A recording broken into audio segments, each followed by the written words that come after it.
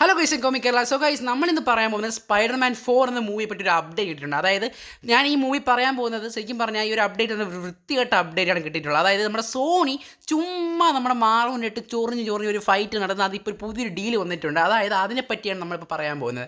അതായത് നമ്മുടെ സോണി എങ്ങനെയാണ് സ്പൈഡർമാൻ ട്രീറ്റ് ചെയ്തിട്ടുള്ളത്, ജസ്റ്റ് ലൈക്ക് ഒരു ഡോഗിനെ എങ്ങനെ ട്രീറ്റ് ചെയ്യും അതുപോലെ. അതായത് അവർക്ക് ഒരു വലിയൊന്നുമല്ല, പൈസ പൈസ പൈസ മാത്രം. അതായത് ഇപ്പോൾ ഓൾറെഡി അറിയാം നോവേ ഹോം അവന്മാർക്ക് വലിയൊരു കളക്ഷനാണ് കൊടുത്തിട്ടുള്ളത്.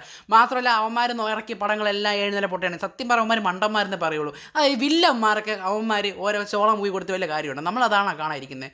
നമുക്ക് എന്താ വേണ്ടത്, അതായത് കൃത്യമായി നമുക്കൊരു പക്ക ഒരു സ്റ്റോറി കൊടുത്ത് നമ്മൾ മൾട്ടിവേഴ്സ് ലെവർക്ക് ചെയ്യാൻ പറ്റുന്ന ഒരു കണ്ടന്റാണ്. സോ നമുക്കിപ്പോൾ നോക്കാം നമ്മുടെ മാർവൽ സോണി നമ്മൾ എന്താ ഡീൽ ഇട്ടിട്ടുള്ളത്. സോ കഴിഞ്ഞ് നമുക്ക് ഇപ്പോൾ തന്നെ വീഡിയോയിലേക്ക് പോവാം.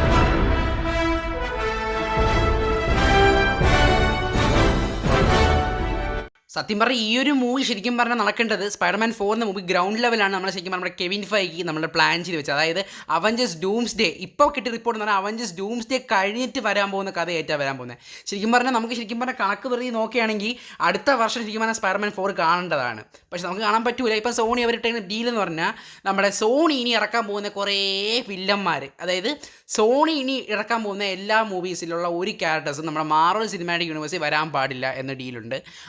കൂടാതെ അപ്പം നമ്മുടെ കെവിൻ ഫൈഗ് എന്താ വെച്ചാൽ, അതായത് സ്പൈഡർമാൻ 4 എന്ന് പറഞ്ഞാൽ പുള്ളിക്കാരൻ ഇപ്പോൾ ഒരു കോളേജ് ലൈഫ് ആയിട്ടാണ് പോകുന്നൊരു സ്റ്റോറിയാണ് വെച്ചിരുന്നത്, അത് ഗ്രൗണ്ട് ലെവൽ സ്റ്റോറി. പക്ഷേ സോണി എന്താ ഇതിനിടയിൽ വന്നിട്ട് പറയുന്നത് മൾട്ടിവേഴ്സ് വന്ന്, അതുകൊണ്ട് നമുക്ക് ഇതും സ്പൈഡർമാൻ നോവേ ഹോമിനെ പോലെ കാണിക്കണം എന്നാണ് അവരിപ്പോൾ അവകാശപ്പെടുന്നത്. അതായത് കംപ്ലീറ്റ്ലി ഇപ്പോൾ വെച്ച പ്ലാൻ കംപ്ലീറ്റ് അവന്മാർ തുലച്ച് വെച്ചിട്ടുണ്ട്.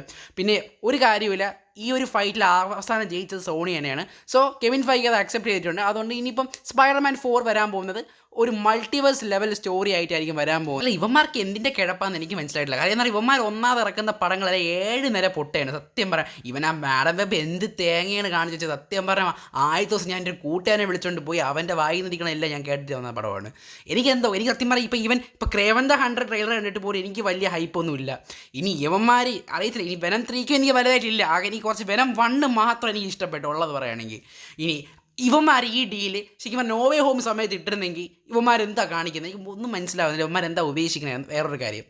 സത്യം പറഞ്ഞാൽ മര്യാദയ്ക്ക് അവന്മാർക്ക് ഒരു ഗ്രൗണ്ട് ലെവൽ സ്റ്റോറി കൊടുത്തൊരു പോയിക്കൊണ്ടിരുന്ന ഒരു ക്യാരക്ടറിനെ അവന്മാർ കംപ്ലീറ്റ് മാറ്റാണ് ഇപ്പോൾ തീരുമാനം. അവന്മാർക്ക് പൈസ, അതായത് നോവേ ഹോം സത്യം പറഞ്ഞാൽ കിട്ടിയ കൈയും കണക്കുള്ള കളക്ഷനല്ല, വലിച്ചു വാരി അവന്മാർക്ക് കിട്ടി. അതുകൊണ്ടാണ് അവന്മാർ അങ്ങനെ പറയുന്നത്. കുറ്റം പറയാൻ പറ്റില്ല. ഇനിയിപ്പോൾ സത്യം പറഞ്ഞാൽ സീക്രട്ട് വാസൊക്കെ വരുമ്പോൾ സത്യം പറഞ്ഞാൽ സ്പൈഡർമാൻ ഒരു മുഖ്യ ക്യാരക്ടറാണ്. കാരണം സ്പൈഡർമാൻ്റെ വെനം സൂട്ട് നിങ്ങൾക്ക് എല്ലാവർക്കും അറിയായിരിക്കും. സീക്രട്ട് വാസൊക്കെ പറഞ്ഞാൽ ഈവൻ അവഞ്ചേഴ്സിലൊരു എനിക്ക് സത്യം പറഞ്ഞാൽ ആ സീക്രട്ട് വാസ് സമയത്ത് ഡോക്ടർ ഡൂം എന്താണ് ആ ഒരു ടോണി സ്റ്റാർക്കിൻ്റെ ആ ഒരു മുഖം കണ്ടിട്ട് ഡോക്ടർ ഡൂമിനെ കാണുമ്പോൾ എന്ത് തോന്നുന്നു ക്രിയേഷൻ കറക്റ്റ് പറഞ്ഞാൽ സത്യം പറഞ്ഞാൽ ഭയങ്കരമായിട്ട് ആഗ്രഹിക്കുന്നുണ്ട്. നിങ്ങൾക്ക് എന്താ തോന്നുന്നു താഴെ കമൻറ്റ് ചെയ്യുക.